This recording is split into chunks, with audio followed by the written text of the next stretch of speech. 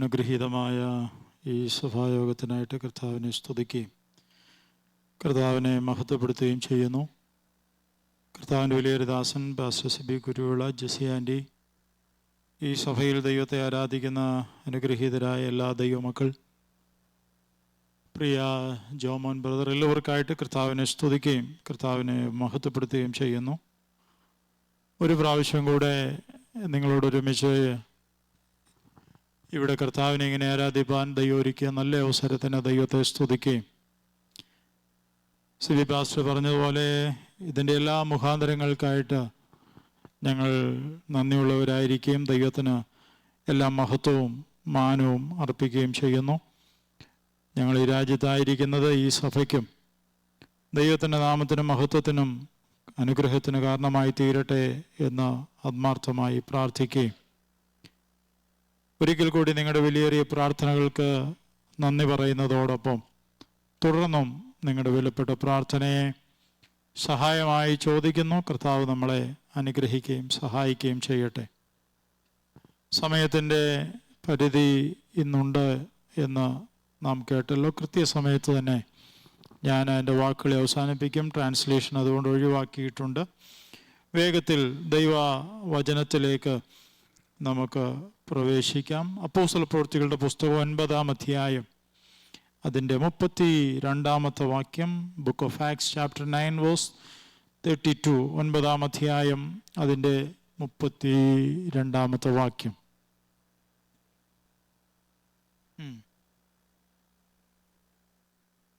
മതി. പത്രോസ് എല്ലായിടവും സഞ്ചരിക്കയിൽ ലുദ്ദയിൽ പാർക്കുന്ന വിശുദ്ധന്മാരുടെ അടുക്കലും ചെന്നു. കർത്താവിൻ്റെ പ്രത്യേകമായ ദൗത്യം ഏറ്റെടുത്തുകൊണ്ട്, പ്രത്യേകമായ നിയോഗം ഏറ്റെടുത്തുകൊണ്ട് അപ്പോസ്തലന്മാർ തങ്ങളുടെ ശുശ്രൂഷ നിറവടിയായിട്ട് ചെയ്തുകൊണ്ടിരിക്കുമ്പോൾ പത്രോസിനെ കുറിച്ച് പറയുക. പത്രോസ് എല്ലായിടത്തും സഞ്ചരിച്ച് അവസാനം താന് ലുദ്ദയിൽ പാർക്കുന്ന വിശുദ്ധന്മാരുടെ അടുക്കൽ ചെന്നു. RSV ട്രാൻസ്ലേഷനിൽ ആ വാക്യം എല്ലായിടം എന്നുള്ളിടത്ത് എഴുതിയിരിക്കുന്നത് ഹിയർ ആൻഡ് ദെയർ, ഇവിടെയും അവിടെയും ഒക്കെ സഞ്ചരിച്ച് പത്രോസ് ഇങ്ങനെ നടക്കുക. മലയാളത്തിൽ എഴുതിയിരിക്കുന്നു എല്ലായിടത്തും സഞ്ചരിച്ച കൂട്ടത്തിൽ പത്രോസ് ഇപ്പോൾ ലുദ്ദയിലും വന്നിരിക്കുക. സ്തോത്രം. എന്നാൽ ഈ വാക്യത്തിന്റെ താഴോട്ടുള്ള ചില ഭാഗങ്ങൾ നാം വായിക്കുമ്പോൾ പത്രോസ് ഇപ്പോൾ ഇവിടെ വന്നിരിക്കുന്നത് യാദൃച്ഛികമായിട്ടല്ല. എല്ലായിടത്തും പോയതിൻ്റെ കൂട്ടത്തിൽ ഒരു സ്ഥലമായിട്ടല്ല ലുദ്ദയിൽ പത്രോസ് നിൽക്കുന്നത്. ഇവിടെയും അവിടെയും ഒക്കെ പോയി അതുകൊണ്ട് ഇവിടെയും വന്നു എന്ന ഒരു ചിന്തയിലുമല്ല പത്രോസ് ഈ ലുദ്ദയിൽ നിൽക്കുന്നത്. സ്തോത്രം. ഇന്ന് രാവിലെ ഞാൻ ഈ ദൂത് നിങ്ങളോട് പറയുമ്പോൾ ആരംഭത്തിൽ തന്നെ പരിശുദ്ധാത്മാവിന്റെ ഹൃദയത്തിൽ നൽകിയ ഒരാലോചന പറഞ്ഞ് ഞാൻ ഈ ചിന്തകൾ മുമ്പോട്ട് കൊണ്ടുപോകാം. ഇവിടെയും അവിടെയും ഒക്കെ നടന്ന കാലം തീർന്നു. എല്ലായിടത്തും പോയ ഒരു സമയം കഴിഞ്ഞു. ദൈവം നമ്മളെ കുറിച്ച് ആഗ്രഹിക്കുന്ന ഒരു കൃത്യമായ സ്ഥലത്ത് ദൈവത്തിന് നമ്മളെ എത്തിക്കേണ്ടതായിട്ടുണ്ട്.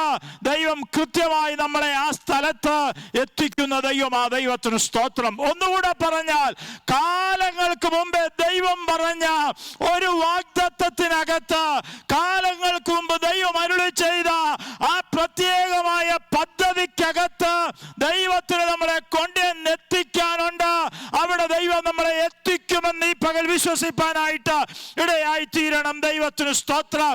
അത് നമ്മുടെ ആത്മീക ജീവിതത്തോടുള്ള ബന്ധത്തിലായാലും, അത് നമ്മുടെ ഭൗതിക ജീവിതത്തോടുള്ള ബന്ധത്തിലായാലും, അത് നിന്റെ ജോലിയോടുള്ള ബന്ധത്തിലായാലും, അത് നിന്റെ തലമുറയോടുള്ള ബന്ധത്തിലായാലും, മനുഷ്യരാരും പറഞ്ഞ മന്ദിരത്തിലല്ല, അവിടെയും ഇവിടെയുമല്ല, നമ്മുടെ ബുദ്ധി പറഞ്ഞ സ്ഥലത്തല്ല.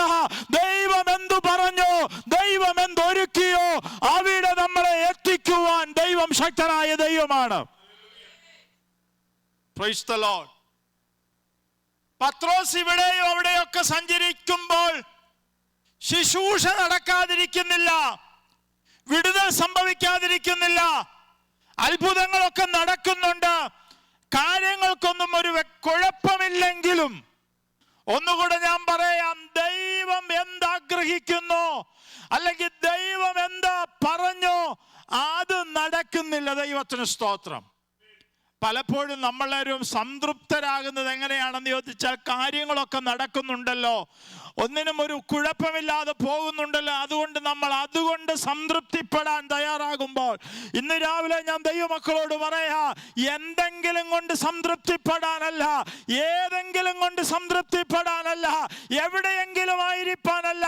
ദൈവം ആഗ്രഹിക്കുന്നിടത്ത്, ദൈവം പറഞ്ഞിടത്ത്, ദൈവം ചെയ്യാമെന്ന് പറഞ്ഞിടത്ത്, ദൈവം ആക്കാമെന്ന് പറഞ്ഞിടത്തായിത്തീരുവാൻ നമുക്ക് കഴിയണം. അതാ ദൈവിക പദ്ധതിയുടെ ഒരു നിവർത്തീകരണം എന്ന് പറയുന്നത്. അങ്ങനെയെങ്കിൽ ഇന്ന് രാവിലത്തെ ദൈവികാലോചനയുടെ ഒരു ഭാഗം പറഞ്ഞ് ഞാൻ അടുത്ത ഭാഗത്തേക്ക് പോകാം. നാം ദൈവിക ആലോചനയുടെ ഒരു പൂർത്തീകരണത്തിലേക്ക് കയറുന്ന ദിവസങ്ങളായിട്ട് ഈ സഭായോഗം മാറുവാൻ ഇടയാകണം. ദൈവത്തിന് സ്തോത്രം. അപ്പം ദൈവം പറഞ്ഞൊരു ഡെസ്റ്റിനിക്കകത്തെത്താൻ കഴിയാതെ അവിടെ ഇവിടെയൊക്കെ നമ്മളെ കറക്കിക്കൊണ്ടിരിക്കുന്ന ചില വ്യാപാരങ്ങളുടെ മേൽ ഇന്നു പകൽ ഈ വചനം നാം ധ്യാനിക്കുമ്പോൾ സ്തോത്രം പറഞ്ഞ് ആരാധിച്ച് അതിൻ്റെ മേലൊരു ജയം പ്രാപിക്കണം. ദൈവം ആഗ്രഹിക്കുന്ന ഒരു പദ്ധതിക്കകത്ത്, ഒരു ഡെസ്റ്റിനിക്കകത്ത് നമുക്ക് എത്തുവാനായിട്ട് ഇടയായി തീരണം. ദൈവം നൂറ്റാണ്ടുകൾക്ക് മുൻപേ പറഞ്ഞ ഒരു പ്രവചനത്തിന് നിവർത്തീകരണമാണ് പത്രോസ് ഇപ്പോൾ ഈ ലുദ്ധയിൽ വന്നെത്തി നിൽക്കുന്നത്. ബുക്ക് ഓഫ് ഐസയ ചാപ്റ്റർ 65 65-ാം അധ്യായം അതിന്റെ 10-ാമത്തെ വാക്യം വേഴ്സ് 10. Isaiah chapter 65 verse 10. അവിടെ നമുക്ക് ഈ സ്ഥലത്തെ കുറിച്ചുള്ള ദൈവത്തിന്റെ ഒരു പ്രവചനം നമുക്ക് കാണുവാനായിട്ട് കഴിയും. ദൈവത്തിന് സ്തോത്രം. Chapter 65 verse 10. 65-ാം അധ്യായം.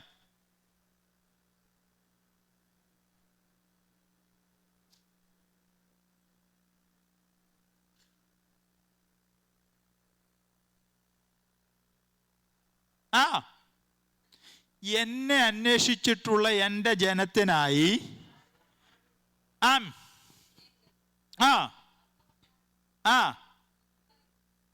കിടപ്പിടവും ആയിരിക്കും.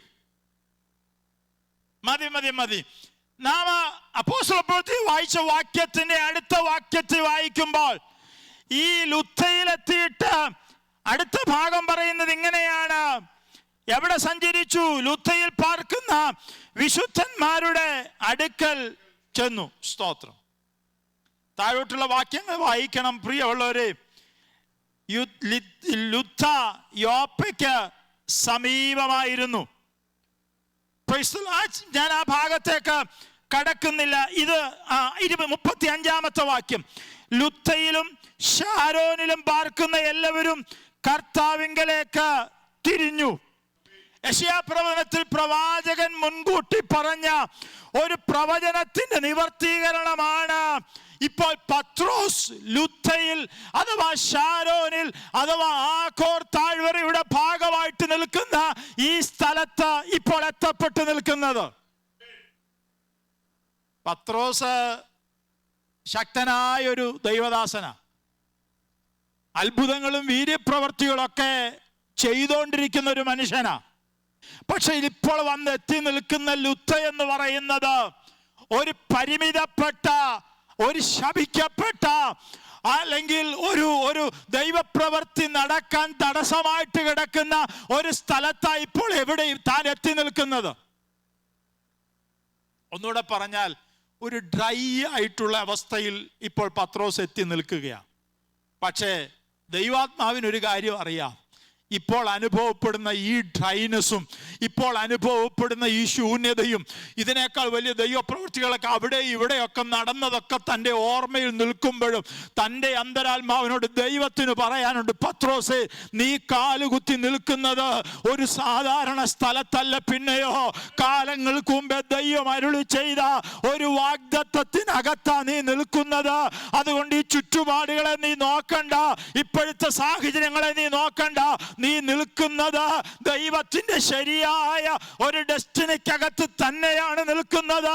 അതുകൊണ്ട് ഇന്ന് പകൽ ചിലരോട് പറയാം, ഇന്ന് അനുഭവിക്കുന്ന ശൂന്യതയോ, ഇന്ന് അനുഭവിക്കുന്ന ഭാരങ്ങളോ, ഇന്ന് അനുഭവിക്കുന്ന വ്യതകളോ ഒന്നും ശരിയായ ഒരു സ്ഥലത്താണോ ഞാൻ എത്തപ്പെട്ട് നിൽക്കുന്നത് എന്നൊരു തോന്നൽ നമ്മുടെ അകത്തുണ്ടാകാൻ സാധ്യതയുണ്ടെങ്കിലും ഇന്ന് പകൽ പരിശുദ്ധാത്മാവ് പറയുന്നു, അല്ല, ദൈവം ഉദ്ദേശിച്ച അതേ സ്ഥലത്ത് തന്നെയാണ് ഇപ്പോൾ നാം ആയിരിക്കുന്നത്. സ്തോത്രം. അപ്പം ഇതിനെക്കുറിച്ചൊരു വാഗ്ദത്തം കിടക്കുകയാണ്. ഇത് ആടുകൾക്ക് മേച്ചിൽ പുറവും, ഇത് പലർക്കും ആശ്വാസത്തിൻ്റെയും ഇത് വിടുതലിൻ്റെയും ഒക്കെ ഒരു സ്ഥലമായിട്ട് ദൈവം ഇതിനെ മാറ്റുമെന്നൊരു വാഗ്ദത്തമുണ്ട്. സ്തോത്രം. ലുദ്ധ എന്ന വാക്കിന്റെ അർത്ഥം ഡോർ ഓഫ് ഹോപ്പ്, ഒരു പ്രതീക്ഷയുടെ വാതിൽ. പെറ്റാറ്റിക്വ എന്ന് പറയുന്ന ഒരു പദമാണ് അവിടെ മൂലഭാഷയിൽ അത് ഉപയോഗിച്ചിരിക്കുന്നത്. ആ വാക്കിന്റെ അർത്ഥം പെറ്റ എന്ന് പറഞ്ഞാൽ ഡോർ, ടിക്വ എന്ന് പറഞ്ഞാൽ ഹോപ്പ് എന്ന് പറഞ്ഞ പ്രത്യാശയുടെ ഒരു വാതിലായിട്ട് ദൈവം ഇതിനെ മാറ്റും. ഒന്നുകൂടെ പറയാം, ദൂത് ഞാൻ തെളിച്ചു പറയാം, ഇന്ന് പകൽ ആയിരിക്കുന്നത് ഒരു പ്രത്യാശയുടെ വാതിലിന്റെ മുമ്പിലാണ്. ഒരു പ്രതീക്ഷയും ഇല്ലാത്ത ചില മണ്ഡലത്തിൽ ഒരു പ്രതീക്ഷയ്ക്കും വകയില്ലെന്ന് സാഹചര്യം പറയുമ്പോൾ, ഇനി ഒരു വാതിലും മുമ്പിലില്ലെന്ന് പറയുമ്പോൾ, ദൈവാത്മാവ് ഇന്ന് പകൽ ഈ സഭായോഗത്തിൽ ചിലരോട് പറയുന്നു, നീ നിൽക്കുന്ന സ്ഥലമെന്ന് പറയുന്നത് അതൊരു ശൂന്യതയുടെ മണ്ഡലമല്ല, അതില്ലായ്മയുടെ ഒരു മണ്ഡലമല്ല, പിന്നെയോ നീ ആയിരിക്കുന്നത് ഒരു പ്രത്യാശയുടെ വാതിലിന്റെ മുമ്പിലാ. അത് ദൈവം തുറക്കാനുള്ള ഒരു വലിയ വാതിലിന്റെ മുമ്പിലാ.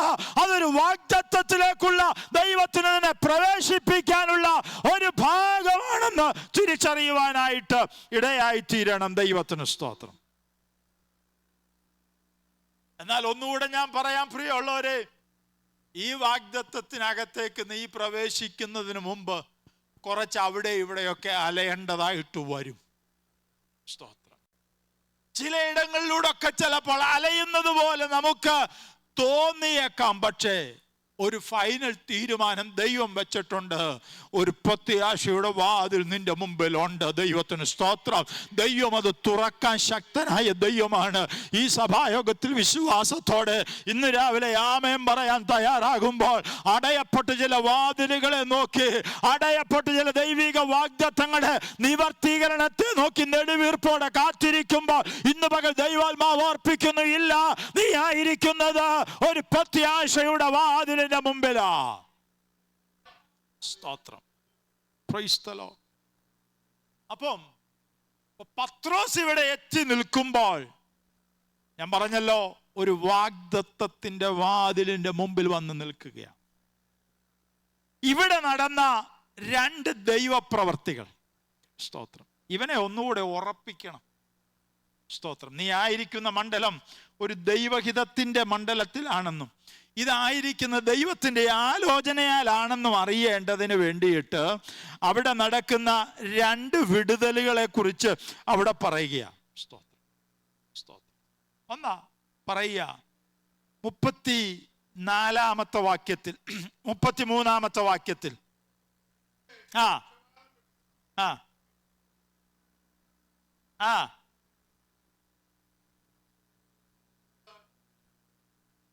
മതി. 8 വർഷമായിട്ട് പക്ഷവാതം പിടിച്ച് തളർന്നു കിടക്കുന്ന ഒരു ഐനയാസ്. ഈ ലുദ്ധയിലേക്ക് പത്രോസ് കയറി ചെന്നിട്ട് ഉടനെ ഈ മനുഷ്യനെ കാണുമ്പോൾ ശ്രദ്ധിച്ചോണം, എന്നാ ശരി, ഇവൻ 8 വർഷമായിട്ട് ഇങ്ങനെ കിടക്കുമല്ലേ, ഇവന് വേണ്ടി കുറച്ച് ദിവസം ഉപവസിച്ച് പ്രാർത്ഥിക്കാം. അല്ലെങ്കിൽ നമുക്കെല്ലാവർക്കും കൂടെ കുറെ ദിവസങ്ങൾ ഈ വ്യക്തിക്ക് വേണ്ടിയിട്ട് ഒന്ന് പ്രാർത്ഥിക്കാം. ഇതൊന്നും അവിടെ നടക്കുന്നില്ല. ഒന്നുകൂടെ ഞാൻ പറയാം, ഇനി പത്രോസ് പോലും ഈ സ്ഥലത്ത് നിന്ന് അയനയാസിന് വേണ്ടി പ്രാർത്ഥിക്കുന്നു പോലുമില്ല. ചെന്നിട്ട് പത്രോസ് അവനോട് ഒരൊറ്റ വാക്കു പറയുകയാണ്. എന്താ പറയുന്നത്? യേശു ക്രിസ്തു നിന്നെ സൗഖ്യമാക്കുന്നു. എഴുന്നേറ്റ് താനായി തന്നെ കിടക്ക വിരിച്ചു കൊള്ളുക എന്ന് പറഞ്ഞു. ഒരൊറ്റ കമാൻഡാ. യേശു ക്രിസ്തു നിന്നെ സൗഖ്യമാക്കുന്നു. എന്തൊരു ഉറപ്പോടെയാ പറയുന്നത്. പലർക്കും വേണ്ടി പത്രോസ് പ്രാർത്ഥിച്ചിട്ടുണ്ട്, പലരെയും പത്രോസ് സൗഖ്യമാക്കിയിട്ടുണ്ട്. ഇതൊക്കെ ശരിയാണെങ്കിലും ഇതുവരെ അനുഭവിക്കാത്ത ഒരു വലിയ കോൺഫിഡൻസോടെ താൻ പറയുക, അയനയാസേ, യേശു ക്രിസ്തു നിന്നെ സൗഖ്യമാക്കുന്നു. എഴുന്നേറ്റ് താനായി തന്നെ കിടക്ക വിരിച്ചോളൂ. എന്നാ സംഭവിച്ചത്? ഉടനെ, നാളെയല്ല, അടുത്ത ഞായറാഴ്ച സഭായോഗത്തിന് എഴുന്നേറ്റ് വന്നെന്നല്ല പറയുന്നത്, ഉടനെ അവൻ എഴുന്നേറ്റു. എന്താ സംഭവിച്ചത്? ലുത്തയിലും ഷാരോനിലും പാർക്കുന്നവരെല്ലാവരും അവനെ കണ്ട് കർത്താവിലേക്ക് തിരിഞ്ഞു. പത്രോസിനെ കണ്ടല്ല. അവിടുത്തെ ആളുകൾ കർത്താവിലേക്ക് തിരിഞ്ഞത് പിന്നെ ആരെ കണ്ടിട്ടാ? കർത്താവ് എഴുന്നേൽപ്പിച്ചവനെ കണ്ടിട്ട് ഒരു വലിയ കൂട്ടം കർത്താവിലേക്ക് തിരിഞ്ഞെങ്കിൽ ഇന്ന് രാവിലെ IPC അറ്റ്ലാന്റ ക്രിസ്ത്യൻ ചർച്ചിനോടുള്ള ദൈവത്തിന്റെ ദൂത് ഞാൻ പറയാ, സകല പ്രതീക്ഷകളും അസ്തമിച്ചു പോയെന്ന് തോന്നുന്നിടത്ത് നാം ആയിരിക്കുന്നത് ഒരു പ്രത്യാശയുടെ വാതിലിന്റെ മുമ്പിലാ. ഇത് ദൈവത്തിന്റെ ഒരു ഡെസ്റ്റിനിയാ, ഇത് ദൈവത്തിന്റെ ഒരു വാഗ്ദത്തത്തിന്റെ സമയമാ. ദൈവം ചില അയനയാസുമാരെ എഴുന്നേൽപ്പിക്കും. അവരെ കണ്ട് ഒരു വലിയ കൂട്ടം കർത്താവിലേക്ക് തിരിയണം.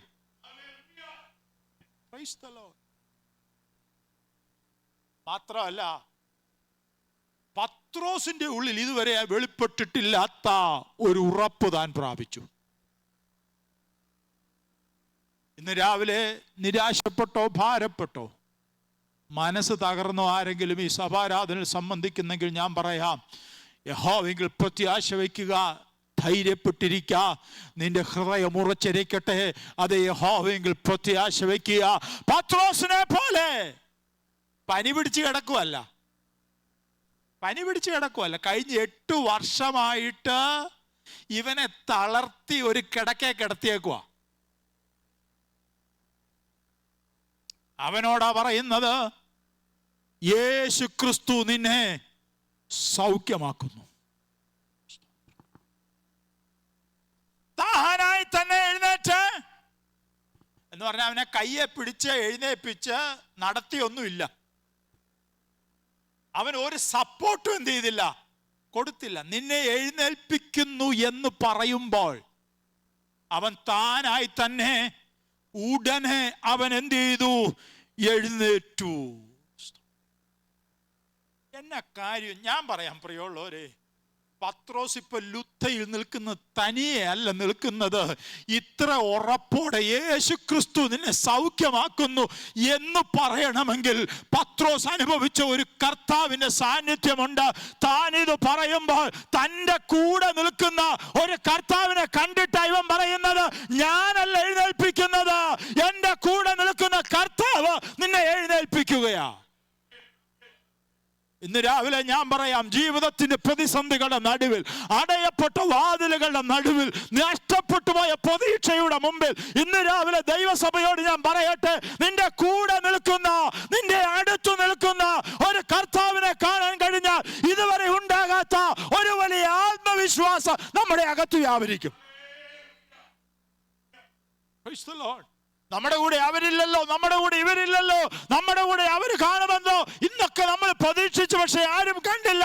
അത് നമ്മെ നിരാശപ്പെടുത്തിയെങ്കിൽ ഇന്ന് രാവിലെ തിരിച്ചറിയണം, അവരാരും കൂടെ ഇല്ലെങ്കിലും നമ്മുടെ കൂടെ നിൽക്കുന്ന ഒരു കർത്താവിനെ തിരിച്ചറിയാൻ കഴിയുമ്പോൾ ഈ പത്രോസിനുണ്ടായതുപോലെ ഒരു ഉറപ്പ് നമ്മുടെ അകത്ത് വെളിപ്പെടും. ആ ഉറപ്പ് ചില അയനയാസുമാരെ എഴുന്നേൽപ്പിക്കാൻ ഇടയായി തീരും. തീർന്നില്ല. ഒരു അയനയാസ് മാത്രമല്ല എഴുന്നേൽക്കുന്നത്, ഒരു പട്ടണം മുഴുവൻ കർത്താവിലേക്ക് തിരിയത്തക്കവണ്ണമുള്ള ഒരു വിടുതലിലേക്ക് അത് സംഭവിപ്പാനിടയാകും. Praise the Lord. അപ്പം ഒന്നാമത്തെ വിടുതൽ, അയനയാസ് സൗഖ്യമായി. ഇനി രണ്ടാമത്തെ വിടുതൽ 36-ാമത്തെ വാക്യത്തിൽ.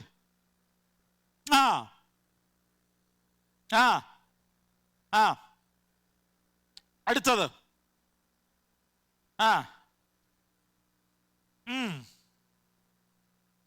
മതി. ഒരുത്തൻ 8 വർഷമായിട്ട് അവനെ കിടപ്പിലാക്കി. അവൻ അവിടെ കിടക്കുമായിരുന്നു.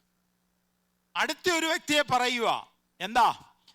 പേടമാൻ എന്നർത്ഥമുള്ള തബീത. അവൾ ആരായിരുന്നു? അവൾ ശിഷ്യയായിരുന്നു. Praise the Lord.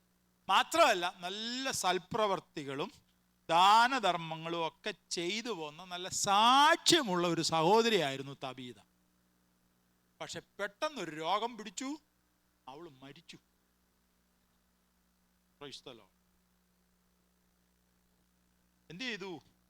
അവൾ മരിച്ചു. അവൾ പാർക്കുന്ന സ്ഥലമാണ് ഈ ലുദ്ദ. അതിൻ്റെ അടുത്ത് തന്നെയാണ് യോപ്പ. ഇതെല്ലാം നിങ്ങൾ ഈ ബൈബിളിന്റെ പുറകിൽ ഒരു മാപ്പ് ഉണ്ട്, നിങ്ങൾ അത് പരിശോധിച്ചാൽ നിങ്ങൾക്ക് ആ റീജിയൻ മുഴുവൻ നമുക്ക് കാണാൻ കഴിയും. സ്തോത്രം. ഞാൻ ആ ഭാഗത്തേക്കൊന്നും കിടക്കുന്നില്ല. ഒരുത്തനെ കിടത്തി, ഒരുത്തി എന്നേക്കുമായിട്ട് ഇല്ലാതെയാക്കി. ദൈവത്തിന്റെ വാഗ്ദത്തം കിടക്കുകയാ, ഇത് ഞാൻ മേച്ചിൽ പുറമാക്കുമെന്നും ഇത് ദൈവത്തിനൊരു പ്രവൃത്തിയുടെ മണ്ഡലമാക്കുമെന്നൊക്കെ കിടക്കുക.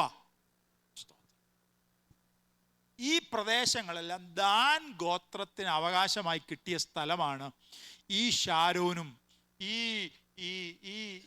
ലുദ്ദയും ആഖോറിന്റെ ഉൾപ്പെടുന്ന ആ സ്ഥലങ്ങളെല്ലാം ഏത് ഗോത്രത്തിന് കിട്ടിയത്? ദാൻ ഗോത്രത്തിന് അവകാശമായി കിട്ടിയ സ്ഥലമാണിത്. അപ്പൊ ഈ ദാൻ ഗോത്രത്തെ കുറിച്ചൊരു വാഗ്ദത്തം കൂടെ പരിശുദ്ധാത്മാവ് എഴുതി വെച്ചിട്ടുണ്ട്. ബുക്ക് ഓഫ് ഡ്യൂട്ടോണമി ചാപ്റ്റർ 33, 33-ാം അധ്യായം, ആവർത്തന പുസ്തകം, അതിന്റെ 22-ാമത്തെ വാക്യം ഒന്ന് വായിച്ചേ. ഡ്യൂട്ടോണമി ചാപ്റ്റർ 33 വേഴ്സ് 22, 33-ാം അധ്യായം 22-ാമത്തെ വാക്യം.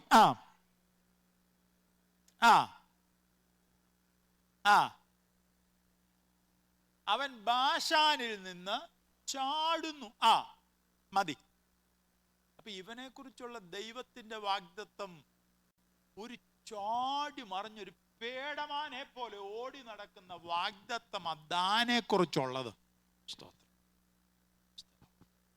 തബീത എന്ന വാക്കിന്റെ അർത്ഥം പേടമാൻ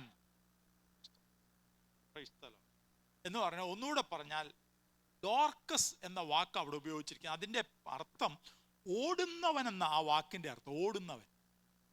പേടമാൻ ഒരിടത്തും ചുരുണ്ടുകൂടി കിടക്കുന്നതല്ല, എപ്പോഴും അത് വേഗതയിൽ എന്ത് ചെയ്യുന്നതാ? ഓടുന്നതാ. അപ്പൊ വാഗ്ദത്തം എന്താ കിടക്കുന്നത്? ഓടുന്ന വാഗ്ദത്തമാ, ചാടുന്ന വാഗ്ദത്തമാ, പലതിനെയും അഭിമുഖിച്ച് മറികടന്നു പോകുന്ന വാഗ്ദത്തമാ ഇവർക്കുള്ളത്. പക്ഷെ ഇപ്പോഴത്തെ അവസ്ഥ എന്താ? ഒരുത്തൻ 8 വർഷമായിട്ട് കിടക്കുന്നു. ഓടിച്ചാടി നടന്ന ഒരുത്തി ഒരിക്കലും ഇനി എഴുന്നേൽക്കാത്ത വിധത്തിൽ എന്നേക്കുമായിട്ട് അവള് മരണപ്പെട്ടു. ഇന്ന് രാവിലെ പരിശുദ്ധാത്മാവ് വളരെ ഹൃദ്യമായിട്ട് നമ്മളോട് ഇടപെടുന്നുണ്ട്. സ്തോത്രം. വാഗ്ദത്തം ഒന്നും ജീവിതത്തിൽ സംഭവിക്കുന്നത് അതിന് നേരെ വിപരീതവുമാണ്. പറയാൻ ഒത്തിരി വാഗ്ദത്തങ്ങളും ദൈവത്തിന്റെ പ്രോമിസുകളും ഒക്കെ നമുക്കുണ്ട്. പക്ഷെ ജീവിതം ഇന്ന് കടന്നു പോകുന്നത് ഇതിന്റെ എല്ലാം നേരെ ഓപ്പോസിറ്റ് ഒരു ഡയറക്ഷനില്ല. പക്ഷെ ഇന്ന് രാവിലെ പരിശുദ്ധാത്മാവ് പറയുന്നു, അവിടെ ഇവിടെയൊക്കെ സഞ്ചരിച്ച് നടന്നൊരു പത്രോസ് അഭിഷേകത്തിന്റെ നിറവോടെ, ആത്മാവിന്റെ നിറവോടെ ലുദ്ദ പട്ടണത്തിൽ, യോപ്പയിൽ, ശാരോനിൽ, ആഖോർ താഴ്വരയിൽ എത്തിയത് അത് യാദൃച്ഛികമല്ല. അത് ദൈവത്തിന്റെ ഒരു വാഗ്ദത്തത്തിന്റെ ഭാഗമാ. കിടക്കയിൽ കിടന്നവനെ പരിശുദ്ധാത്മാവ് ചാടി എഴുന്നേൽപ്പിക്കുന്നത് പോലെ ഒരു വിടുതൽ ചെയ്തെങ്കിൽ, മരിച്ചടക്കാൻ പോയി എന്നേക്കുമായിട്ട് ചരിത്രത്തിന്റെ താളുകളിൽ മറിഞ്ഞു പോകേണ്ട ഒരു തബീതയെ ഒരു പേടമാനെ പോലെ തുള്ളിച്ചാടിച്ച് ചാടി എഴുന്നേൽപ്പിക്കുന്ന ഒരു ദൈവപ്രവർത്തിയുടെ മണ്ഡലമായിട്ട് ഇത് മാറ്റപ്പെടുന്ന ഒരു കാഴ്ചയെ ആത്മാവിൽ നമുക്കിവിടെ കാണുവാൻ കഴിയുന്നത്. സ്തോത്രം. രാവിലെ ഞാൻ ഈ ദൂത പറഞ്ഞ് അവസാനിപ്പിക്കാം. വാഗ്ദത്തമുള്ള പലതിനെയും കിടക്കയിൽ കിടത്തി ഒതുക്കുവാൻ, വാഗ്ദത്തമുള്ള പലതിനെയും എന്നേക്കുമായിട്ട് നിർമാർജനം ചെയ്യുവാൻ, വാഗ്ദത്തമുള്ള പലതിനെയും നിരാശയുടെ പടുകുഴിയിലാക്കി ദൈവം പറഞ്ഞ വാഗ്ദത്തങ്ങൾ നിവർത്തിക്കാതിരിക്കാൻ ഒരു വലിയ അന്ധകാര ശക്തികൾ ഒരുപോലെ കൂട്ടം കൂടി പ്രബലപ്പെടുന്ന മണ്ഡലത്തിൽ ഒരു ദൈവകൃപയോടെ ഒരു മനുഷ്യനെ ദൈവം അയച്ചത് ഒരു വിടുതലിന് കാരണമായെങ്കിൽ ഇന്ന് പകൽക്കാലം ദൈവാത്മാവ് ഇടപെടുന്നു. അല്ലാണ്ട് ക്രിസ്ത്യൻ ചർച്ച് മുഖാന്തരമായിട്ട് അടയപ്പെട്ട ചില വാതിലുകളുടെ മുമ്പിൽ, നിരാശപ്പെട്ട ചില വഴികളുടെ മുമ്പിൽ എന്നേക്കുമായി പിശാച് കിടത്തിയിട്ട ചിലതിനെ ആത്മാവ് എഴുന്നേൽപ്പിക്കുന്ന കാഴ്ച ഇന്ന് പകൽ കാണുവാനിടയാകണം. ഗോത്രത്തിന്റെ മേൽ കിടക്കുന്ന അഭിഷേകം ചാടുന്ന അഭിഷേകവും കുതിക്കുന്ന അഭിഷേകവുമാ, പക്ഷെ അനങ്ങാൻ പറ്റുന്നില്ല. Praise the Lord. ഇന്ന് രാവിലെ പത്രോസ് ഇവിടെ വന്നത് ഒരു രോഗസൗഖ്യത്തിന് വേണ്ടിയിട്ടല്ല. പത്രോസ് ഇവിടെ വന്നിരിക്കുന്നത് ഒരു മരിച്ചവനെ ഉയർപ്പിക്കുന്നതിന് വേണ്ടിയിട്ടല്ല പത്രോസ് ഇവിടെ വന്നിരിക്കുന്നത്. പിന്നെയോ എന്തിനാ പത്രോസ് നീ ഇവിടെ വന്നത്? എൻ്റെ ജനത്തിൻ്റെ മേൽ കിടക്കുന്ന ചില അവകാശങ്ങളെ പ്രാപിപ്പാൻ കഴിയാതെ, എൻ്റെ ജനത്തിൻ്റെ മേൽ കിടക്കുന്ന ചില വാഗ്ദത്തങ്ങളെ പ്രാപിപ്പാൻ കഴിയാതെ, കാലങ്ങൾക്ക് മുമ്പേ ഞാൻ അവരോട് പറഞ്ഞ ചില ദൈവിക വാഗ്ദത്തങ്ങളുടെ നിവർത്തീകരണത്തെ തടയുന്ന ഒരു വ്യാപാരം ഈ ദേശത്തുണ്ട്. അതിനെ ജയിക്കാനാണ് ഞാൻ വന്നിരിക്കുന്നത്. ഞാൻ തനിയല്ല ഇവിടെ വന്നിരിക്കുന്നത്, എന്റെ കർത്താവ് എന്നോട് കൂടെയുണ്ട്. അവനാ പറയുന്നത്, യേശു ക്രിസ്തു നിന്നെ സൗഖ്യമാക്കുന്നു എന്ന് പത്രോസ് പറയുമ്പോൾ പത്രോസിന്റെ കരമല്ല, താൻ ആരുടെ നാമത്തിൽ പറഞ്ഞോ ആ അദൃശ്യമായ കരം അവനെ തൊട്ട് എഴുന്നേൽപ്പിക്കുന്നത് പോലെ ഈ സഭായോഗത്തിൽ ആ അദൃശ്യമായ ദൈവത്തിന്റെ കരം ചിലരെ തൊടുന്ന പകലാണ്. ഹല്ലേലൂയ. ഒരു മാനുഷിക കരത്തിന്റെ സ്പർശനത്തെക്കാൾ അപ്പുറമായി, ഹല്ലേലൂയ, കാണുന്ന കരങ്ങളെക്കാൾ അപ്പുറമായി വെളിപ്പെടുന്ന ദൈവത്തിന്റെ അദൃശ്യമായ കരം ഈ സഭായോഗത്തിൽ ചിലരെ തൊടുവാനിടയാകണം. Praise the Lord. ഇന്ന് രാവിലെ ഞാൻ ഒന്നുകൂടെ പറയാം. ഇതുപോലെ കറങ്ങുന്നൊരവസ്ഥയിലാണെങ്കിൽ, ഇതുപോലെ ഓടാൻ പറ്റാത്തൊരവസ്ഥയിലാണെങ്കിൽ, ഇതുപോലെ ചലിക്കാൻ പറ്റാത്തൊരവസ്ഥയിലാണെങ്കിൽ ഈ സഭായോഗം നിങ്ങൾക്കുള്ളതാണ്. ഇത് നിങ്ങളുടെ വിടുതലിന്റെ പകലാ. ദൈവത്തിന് സ്തോത്രം. ഒന്നുകൂടെ ഞാൻ പറയാം, ദൈവത്തിന് ചില വാഗ്ദത്തങ്ങൾ ഇതിന്റെ മുകളിൽ കിടപ്പുണ്ട്. ഇത് നിവർത്തിയാകാതിരിക്കുക എന്നുള്ളത് ശത്രുവിന്റെ പദ്ധതിയാകുമ്പോൾ ഇന്ന് പകൽ ഞാൻ അരുളി ചെയ്യാം. ഒന്നുകൂടെ പറയാം, അരുളി ചെയ്തവൻ ദൈവമാണ്, അവനത് നിവർത്തിക്കുക തന്നെ ചെയ്യും. ദൈവത്തിന് സ്തോത്രം. ദൈവത്തിന്റെ വാക്കുകൾ എന്ന് മാത്രമാണ്, ദൈവം അത് സാധിപ്പിക്കുന്ന ദൈവമാണ്. തബീതയോട് പത്രോസ് എന്താ പറയുന്നത്?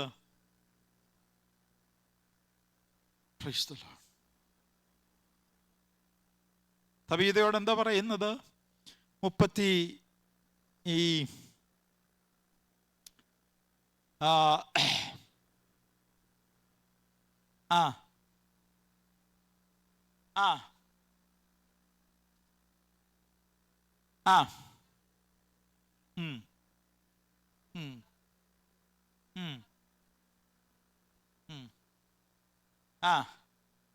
അടുത്തത്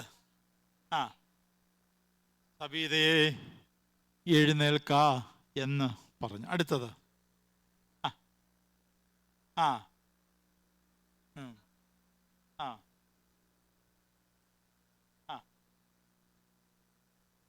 അടുത്തത് ഇത് യോപ്പയിലെങ്ങും പ്രസിദ്ധമായി, പലരും കർത്താവിൽ വിശ്വസിച്ചു.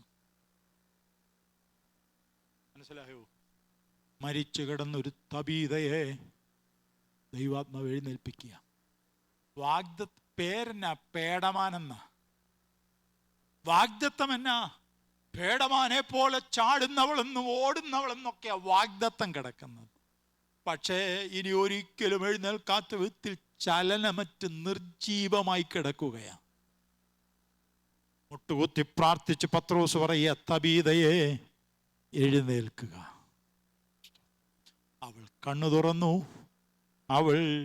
അവൻ കൈ കൊടുത്ത് അവളെ എഴുന്നേൽപ്പിച്ചു. കണ്ണ് തുറന്നു കഴിഞ്ഞാ കേട്ടോ കൈ കൊടുത്തത്. പത്രോസ് കൈ വെച്ചില്ല, അയനയാസിന്റെ മേൽ കൈ വെച്ചില്ല. മുട്ടുകുത്തി പ്രാർത്ഥിച്ച് എഴുന്നേൽപ്പിച്ച് ഒറ്റ വാക്ക് കൽപ്പിക്കുക, നീ എഴുന്നേൽക്കുക. സ്തോത്രം. ഇന്ന് രാവിലെ ഞാൻ എൻ്റെ വാക്കുകൾക്ക് ഇവിടെ വിരാമം കുറിക്കാൻ താല്പര്യപ്പെടുകയാണ്. ചിലയിടത്തൊക്കെ കറങ്ങുന്നത് പോലെ നമുക്ക് തോന്നിയേക്കാം, അവിടെ ഇവിടെയൊക്കെ ചുറ്റിക്കറങ്ങുന്ന പോലത്തെ അവസ്ഥകൾ ജീവിതത്തിൽ വന്നേക്കാം. പക്ഷെ ഒരു ഉറപ്പ് ഞാൻ ഒന്നാമത് പറയുന്നു, ദൈവം നമ്മളെക്കുറിച്ച് പറഞ്ഞ സ്ഥലത്ത് ദൈവം നമ്മളെ എത്തിക്കും. നിന്നെ ആക്കാമെന്ന് പറഞ്ഞ സ്ഥലത്ത് ദൈവം എത്തിക്കും. വാഗ്ദത്തത്തിനകത്ത് ദൈവം നമ്മെ എത്തിക്കും. എന്നും ചുറ്റിക്കറങ്ങാൻ ദൈവം അനുവദിക്കുന്ന ദൈവമല്ല. എന്നും അവിടെ ഇവിടെ സഞ്ചരിക്കാൻ അനുവദിക്കത്തില്ല. ദൈവം ഏതുദ്ദേശത്തോടെ ചിലത് പ്രസ്താവിച്ചിട്ടുണ്ടോ, ദൈവം അത് സാധിപ്പിക്കുന്ന ദൈവമാണെന്ന് ഇന്ന് പകൽ തിരിച്ചറിയണം. 2, നിന്നെക്കുറിച്ചുള്ള ദൈവത്തിൻ്റെ വാഗ്ദത്തം എന്തോ അത് നിവർത്തിക്കുന്ന ദൈവമാണ് നമ്മുടെ ദൈവം. അതുകൊണ്ട് എന്തെങ്കിലുമൊക്കെ കാര്യങ്ങൾക്കകത്ത് സംതൃപ്തിപ്പെട്ടിരിക്കുന്നവരോട് ഇന്ന് പകൽ പരിശുദ്ധാത്മാവ് പറയുന്നു, ഇല്ല, ഇതൊരു ദൈവത്തിൻ്റെ വാതിലിൻ്റെ മുമ്പിൽ ദൈവം നിന്നെ കൊണ്ടുവന്നെത്തിക്കും. അതൊരു ദൈവിക വിടുതലിൻ്റെ ഭാഗമായി തീരും. സ്തോത്രം. ഞാൻ എന്നോടുള്ള ദൈവത്തിൻ്റെ വാഗ്ദത്തം എന്തോ ആദ്യം തന്നെ സംഭവിക്കുന്നത് വരെയും ഒരു ദൈവപ്രവർത്തിക്കായിട്ട് കാത്തിരിക്കുവാൻ നമുക്കിടയായി തീരണം. ദൈവത്തിന് സ്തോത്രം. എല്ലാ കണ്ണുകളും ദൈവസ്ഥലം അടച്ചേ ഒരു നിമിഷം നമ്മൾ പ്രാർത്ഥിക്കാൻ പോകുകയാണ്. രക്തത്താലും വചനത്താലും ജയം. എല്ലാ പ്രിയപ്പെട്ട ഒരു നിമിഷം പ്രാർത്ഥിച്ചാട്ടെ. ഇന്ന് രാവിലെ ഇവിടുന്ന് മടങ്ങുമ്പോൾ ഒരു വലിയ ബലത്തോട് ഇവിടുന്ന് മടങ്ങണം, ഒരു വലിയ ഉറപ്പോട് ഇവിടുന്ന് മടങ്ങണം. നിരാശകൾ ഈ പകൽ വഴിമാറണം. ദൈവം എന്നെ കുറിച്ച് പറഞ്ഞ അതേ മണ്ഡലത്തിൽ ഞാൻ എത്തപ്പെടുന്ന ദിവസങ്ങൾ വിദൂരമല്ലത് ആത്മാവിൽ കാണാനിടയായി തീരണം. ചിലതിനെ കിടത്തിക്കളയുവാൻ, ചിലതിനെ കിടപ്പിലാക്കുവാൻ, ചിലതിനെ ഇനി എഴുന്നേൽപ്പിക്കത്തില്ലെന്ന് വെല്ലുവിളിക്കുന്ന ചില വ്യാപാരങ്ങളുടെ മേൽ ഇന്ന് പകൽ ജയം കൽപ്പിച്ചു പ്രാർത്ഥിച്ചോ. യേശു ക്രിസ്തുവിന്റെ നാമത്തിൽ എഴുന്നേൽക്കുക എന്ന് പറയുന്ന ഒരു അഭിഷേകത്തിന് നിറവിലേക്ക് ദൈവാത്മാവ് നമ്മളെ കൊണ്ട് എന്നെത്തിപ്പാൻ ഇടയാകട്ടെ. ഇല്ല, തീർന്നില്ല.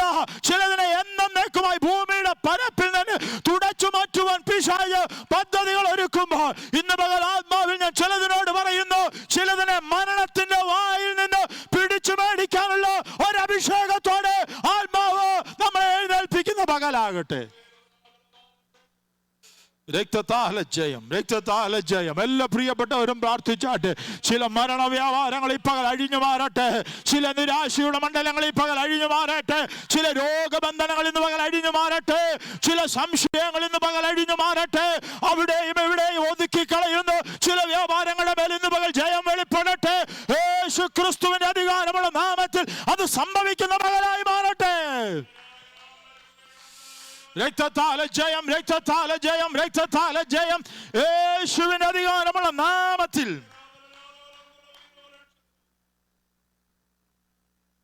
നമ്മെ തന്നെ ദൈവകരങ്ങളിൽ സമർപ്പിക്കാം.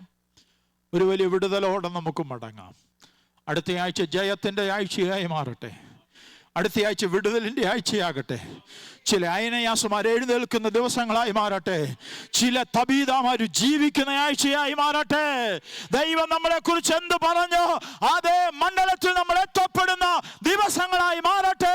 ആത്മാവതിനായി നമ്മളെ ഒരുക്കട്ടെ എന്ന് പ്രാർത്ഥിച്ചുകൊണ്ട് എൻ്റെ വാക്കുകളെ ഇവിടെ അവസാനിപ്പിക്കുന്നു. ദൈവം നമ്മെ എല്ലാവരെയും അനുഗ്രഹിക്കുമാറാകട്ടെ.